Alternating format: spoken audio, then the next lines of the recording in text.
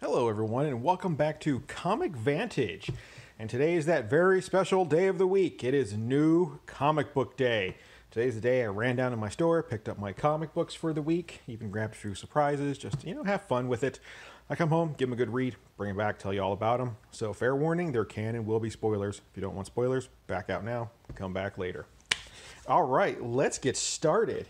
So the first book this week that I picked up is not a book that I have read ever, but I loved this cover.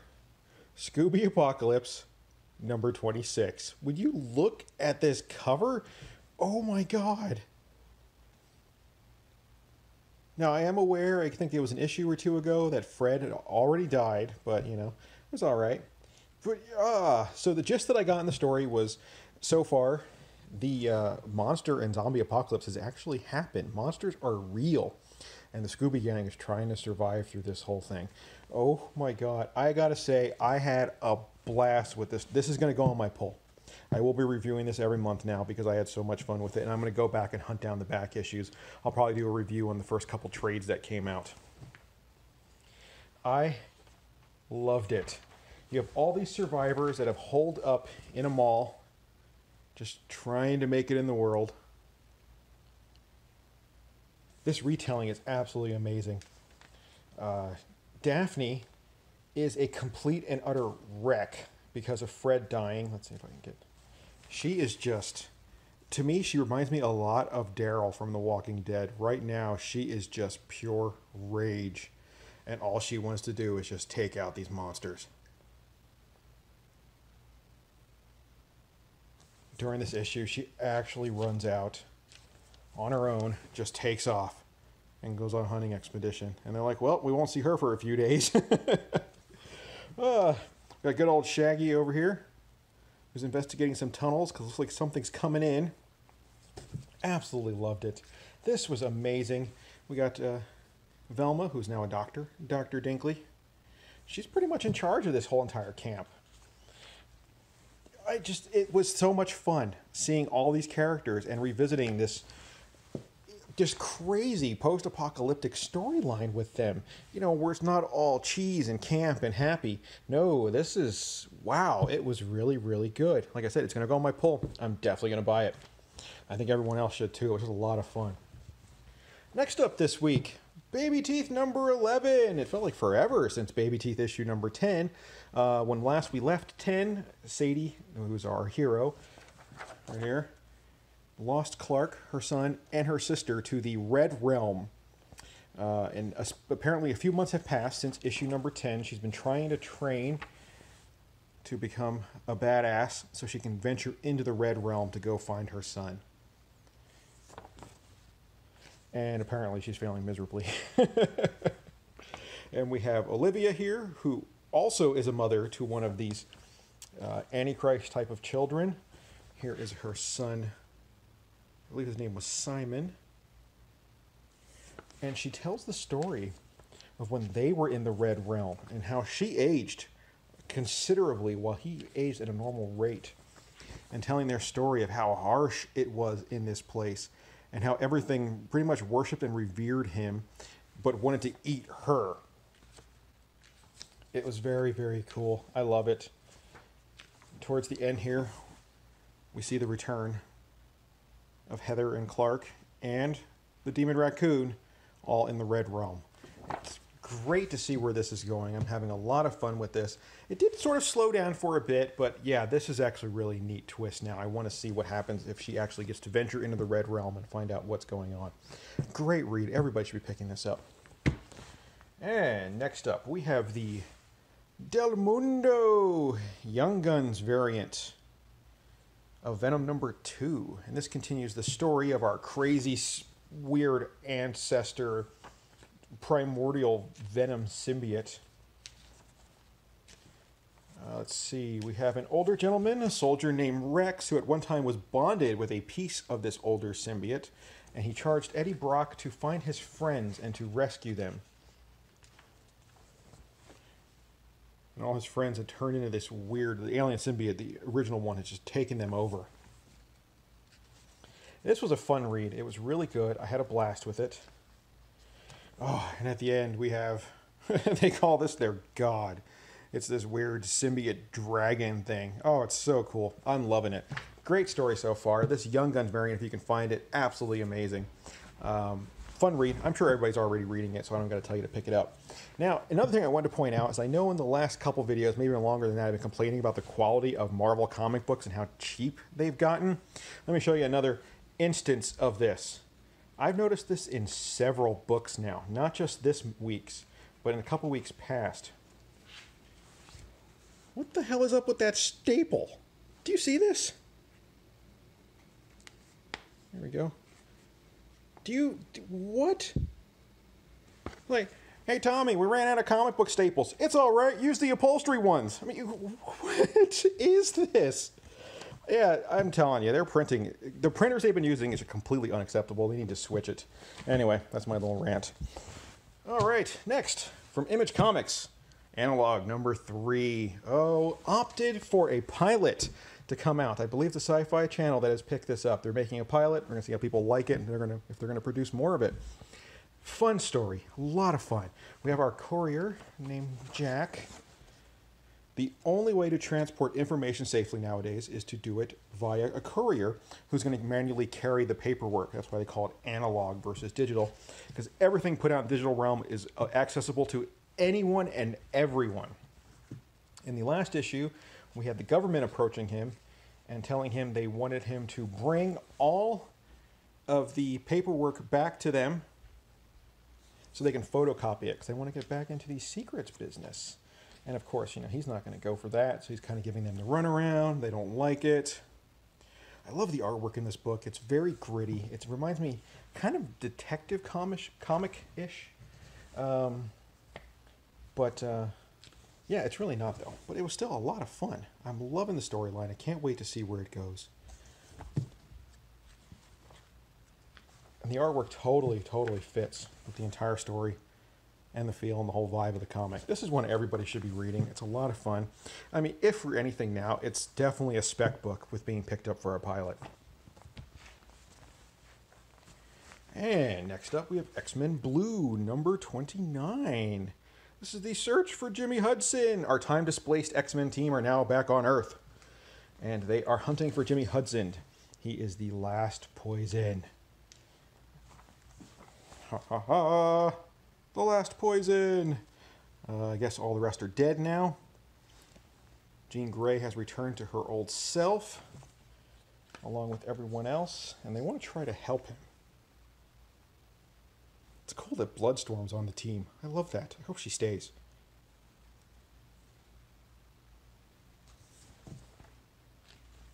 This was a fun read. I enjoyed it. I want to see what happens with Jimmy.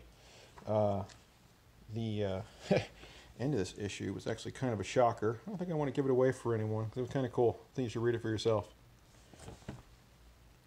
Jean Grey seems to get through to him at the end. And he starts getting control of the poison, so we need to see where it goes. This was a good read for the week. Buy it. Next up, we have Stellar. This is a new title this week from Image Comics. Wow, the artwork in this book. Whoo, Brett Blevins. Man, it's gorgeous. It almost looks like it's hand-painted with watercolor. Now, I can't say for sure if it's actually not, but it does look like it has a lot of effects in it, almost like it was done on a computer, but I don't know. Man, it's just absolutely gorgeous. So, storyline. We have this girl here named Stellar. Stellar apparently is a badass. Here's Stellar. From the gist that I got, they never fully explained it, but it seems like she is a lab-created super weapon who has now turned bounty hunter. And she's bringing her friends she's bringing some bad guys to justice. She also helps out this little sanctuary place. I say the beautiful, beautiful artwork. Very, very impressed with it. It was a good read, little on the confusing side. I will pick up issue number 2 just to see how I like it, because I'm still on the fence. I'm not sure. The artwork, man, ooh, the artwork has me sold in this thing, though. It's gorgeous. And next up, from Marvel Comics, we have New Mutants, Dead Souls, number 4. This is this great, almost horror miniseries going on right now. Gotta love it. It really, really has a serious horror feel to it. The entire issue is dealt with Ileana over the loss of Richter because the plane has gone down. It's his whole cemetery and funeral and kind of good stuff there. Over the first couple issues, we've dealt with, people being possessed on an airplane. We've dealt with a zombie apocalypse. It's actually a witch, I believe, popped up. And we have this great Return of Warlock mini story in the back, which is kind of cool. It's fun to see where he's coming from. It was actually a good read. I'm really enjoying this. I think there's only one issue left. I believe it's just a 5-issue mini. I love Rosenberg's writing, though. He's doing a really, really great job. I would recommend anybody pick this up. You know, it's only 5 issues. It's a lot of fun. After that, we have Robocop number 3 from Boom Studios. Everybody knows how I love this Robocop series from the first couple issues. Started out really sad with this broken and retired Murphy, who was actually in forced retirement. They actually forced a programming on him where he couldn't even pick up a gun. And that programming now being reversed, and he's helping the people of the shores, as they call it, which is almost like a ghetto sort of area. A lot of police officers live there, retired police officers who were forced into retirement because they no longer need them because crime fighting has now been crowdsourced. You actually have a phone on your app that OCP gives everyone. And now we have this entire neighborhood in open revolt. They are all burning their OCP phones, and they are standing with Robocop. And he is fighting back, trying to prevent this entire neighborhood from being demolished. Really, really good story. It has a little bit of camp to it, like you would expect from Robocop. But all in all, wow, it's a lot of fun. I mean, it really, really brings you back to Robocop. Thoroughly enjoyable. Is it just me? Does that guy look like Jeff Bridges? Anyway, good stuff. I think everybody should be reading this. It's a lot of fun. Pick it up. And then, next up from DC, we have Red Hood and the Outlaws. Anyone who's been following my channel knows I love this book. I've been reading it since the first issue. Absolutely amazing. Scott Lobdell has a way of breaking your heart every single issue. Here, actually, this month we do not have Dexter Soy artwork, which I was kind of bummed out about. I've really loved his stuff on this book. But we have an artist named Trevor Hairsine. Also really good, though. I like it. Very action-packed, a lot of detail. And this entire issue was Jason Todd sitting down here at Ma Gunn's School for the Wayward Boys and reading letters from his dad that Ma Gunn had kept and never gave to him as a way to help control him. She didn't even tell him that he wrote. And it was just him reading his story of his dad, how his dad was a drug dealer, and then he met his mom. And yeah, it was really, really neat. How things got hard. And he eventually became a henchman. There we go. And he was actually kind of happy. He said he was good at it. He said he was proud to be a henchman for some of the greats. So we got Two-Face and Mr. Freeze, and you know, he worked for the Penguin, and the Penguin's actually the one that got him busted. And he went to jail. That's where he started writing these letters to him. But then he said he had a way to reduce time on his sentence and possibly be with his son again. And that was to undergo experiments. So Jason Todd, thinking his dad is dead, goes and digs up his grave. And he's not there. So what happened to his dad? That actually sounds like it's going to be a cool storyline. Possibly his dad might be a meta. Might be superpowered. Who knows? This is a great read. Everyone should be picking this up. It's a lot of fun. Oh, and next up we have A Walk Through Hell number 2. Oh boy, this book is getting disturbing. But that's Garth Ennis at his best for you. When last we left, our two intrepid FBI agents, Shaw and McGregor, they were going into an old warehouse to search for their two partners who were lost, or two more agents who were lost. They black out, come to, don't know how much time has passed. Neither of them have a pulse. And they are freaking out, wondering what's going on. And then all of a sudden, they start hearing 9mm shells dropping in the background.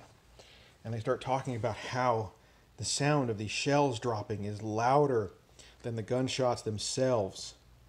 And they just seem to be getting louder and louder and louder. Now, I gotta warn you, this book does have a little bit of graphic violence in it.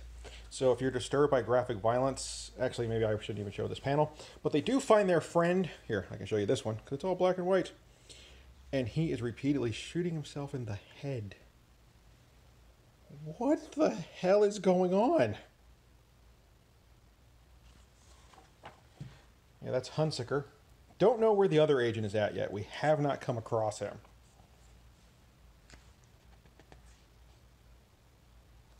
It's a crazy, crazy book. It's got incredible artwork. It's a lot of fun. Here she spots something down a dark, and it's just, oh, I don't even know what's happening. And look at this cover for number 3. What the hell? Seriously, look at that. Oh man, I love this book.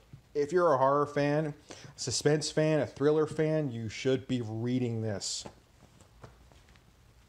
And last up on our list this week, Darth Vader, number 17. This is the conclusion of the Mon Cal storyline. When last we left, Vader and his Inquisitors were on their way to on Mon Cal to try to stop the beginnings of what seemed to be a rebellion. Here is Master Barr.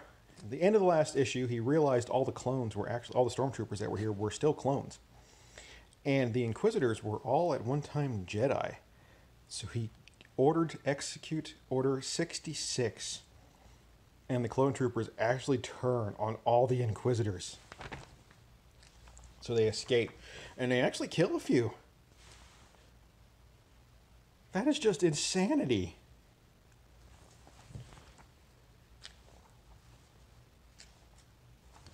See, Vader eventually catches up to the king, takes him prisoner.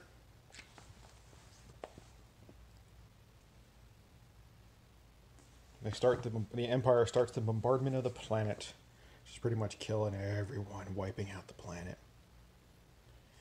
And Master Barr eventually does show up to face Vader.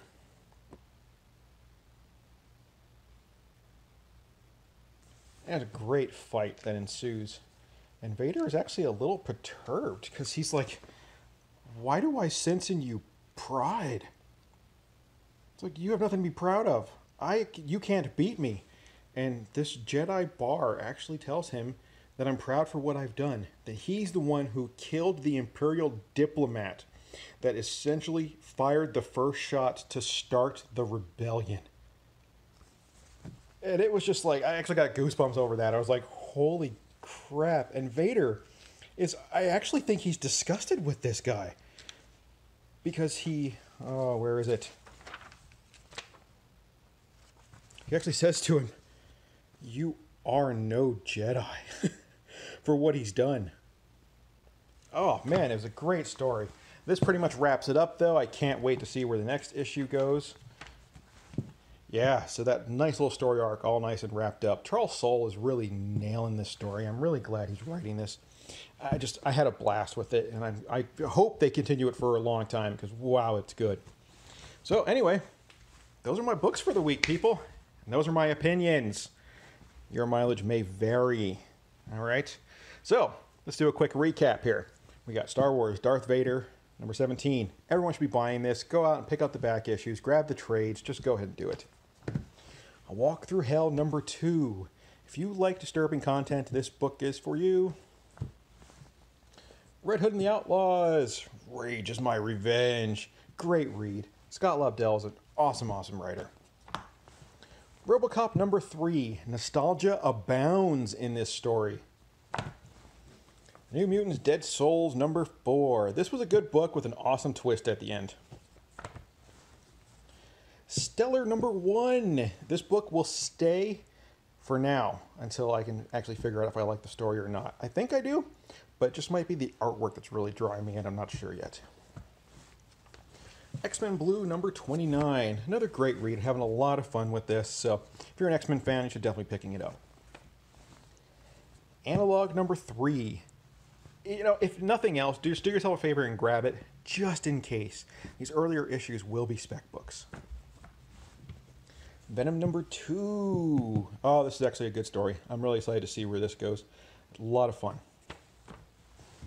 Baby Teeth number 11. I've been there since the start. I will not stop until it's over. And Scooby Apocalypse number 26. The book that surprised me the most this week. Seriously, it's going on my pull list. I will get this every single month now. Absolutely love it.